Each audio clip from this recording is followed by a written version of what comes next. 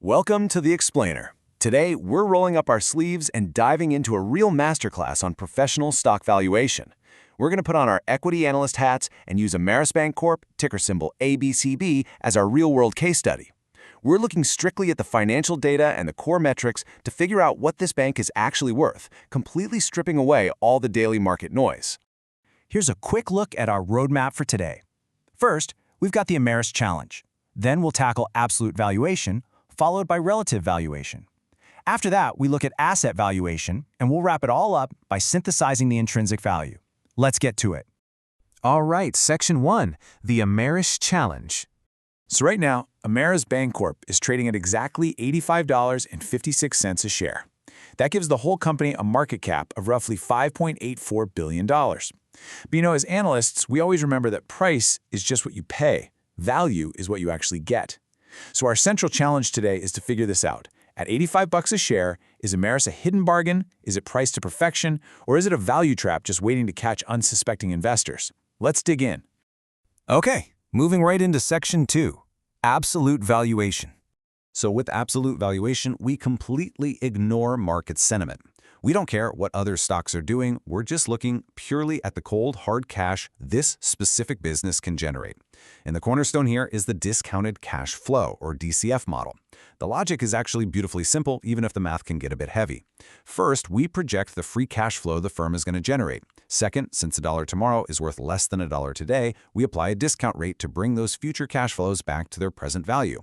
And third, we calculate a terminal value to account for all the cash it makes after our projection period.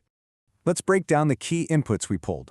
From our source data, Ameris generated trailing 12-month free cash flow of about $370 million, $369.64 million to be exact.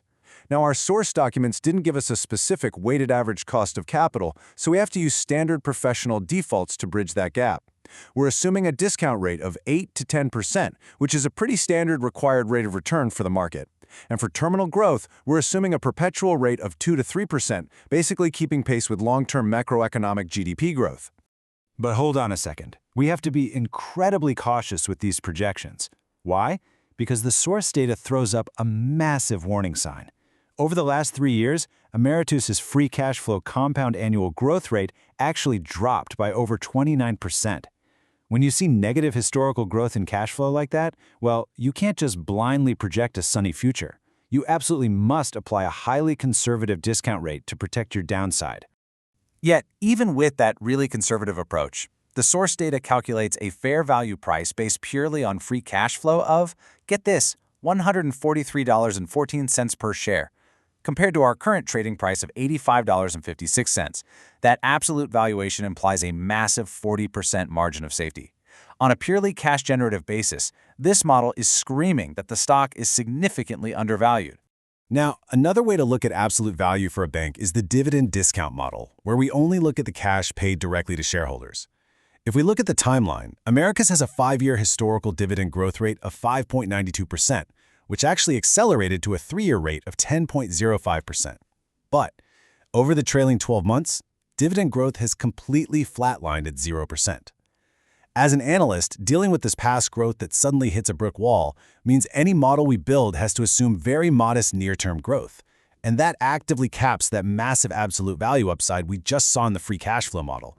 All right, Section 3, relative valuation. Shifting to relative value, we pulled the key multiples straight from the source data to see how Ameris stacks up against its neighborhood peers. The trailing price-to-earnings ratio is 14.26. But look at this. The forward PE drops down to 13.00 flat. That's absolutely crucial. A lower forward multiple means the market is expecting their earnings to grow over the next year.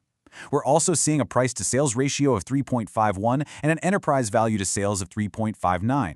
This gives us a really clear picture of exactly how the market is pricing every dollar of Ameris' revenue compared to the rest of the sector. Now, if you're looking closely at the source data, you might notice something weird. Metrics like EV to EBITDA and the current ratio literally just say NA. Why is that? Well, this is a major nuance in bank valuations. For a traditional bank, debt isn't just a way to fund the business. It's literally the raw material of their business. They take in deposits, which are technically liabilities, to make loans. Because of that, your traditional enterprise value metrics are completely skewed. So, for a financial institution like Ameris, we really have to rely heavily on the PE ratio and, maybe most importantly, the price-to-book ratio. Section 4. Asset valuation. So we're shifting gears away from cash flows and earnings, and we're going to inspect the literal bricks, mortar, and loan books of the business. For a bank, asset-based valuation is all about net asset value or book value. Simply put, if Ameris Bancorp completely stopped operating today, sold off every single asset at fair market value, and paid off every single liability, what would be left over for the shareholders? This metric is incredibly powerful because it acts as our absolute valuation floor. It's our absolute worst-case scenario baseline. And using the source data, we can calculate this floor precisely. We know the current market price is $85.56 and the price-to-book ratio is 1.43. By dividing the price by that P/B multiple, we get a book value per share of exactly $59.83. That is our baseline. If the stock drops anywhere near this level, you're essentially buying the bank's assets at cost, paying absolutely zero premium for their future operations or their brand value. Finally, Section 5, synthesizing intrinsic value. So we have all our standalone models. Now it's time to bring the whole shebang together, weigh their strengths, and finalize our appraisal. And here is the absolutely crucial takeaway. Just look at the massive discrepancy between our models. Our asset-based floor sits way down at $59.83. But then the absolute free cash flow model is incredibly optimistic, spitting out a value of $143.14 per share. Because that DCF relies on some pretty volatile recent cash flows, the source wisely provides a much more realistic, fair value baseline that blends everything together. That blended number lands at $95.91 per share. So our current market price of $85.56 sits really comfortably between the ultimate downside risk of that roughly $60 asset floor and the synthesized fair value target of about $96. You can see there's decent upward room to run before it hits its intrinsic value, all while keeping a really reasonable, quantifiable distance from that absolute liquidation floor. Ultimately, the source data calculates a synthesized margin of safety of 10.79%. This is essentially our buffer. It's the difference between what the stock is currently trading for today and what the blended models suggest it's actually worth. In the world of equity analysis, a roughly 11% discount to fair value generally suggests the stock is moderately undervalued right now, at least based on the available data. Which leaves us with a really fascinating final question to chew on. With a nearly 11% margin of safety, steady forward earnings expectations, and a rock-solid asset floor, is Ameris Bancorp a true hidden gem for value investors? Or is the market intelligently pricing in some future headwinds in the banking sector that just haven't hit the balance sheet yet? The numbers definitely suggest a solid foundation, but in valuation, the final judgment call is always yours. I really hope this masterclass gave you the tools you need to build your own stock models.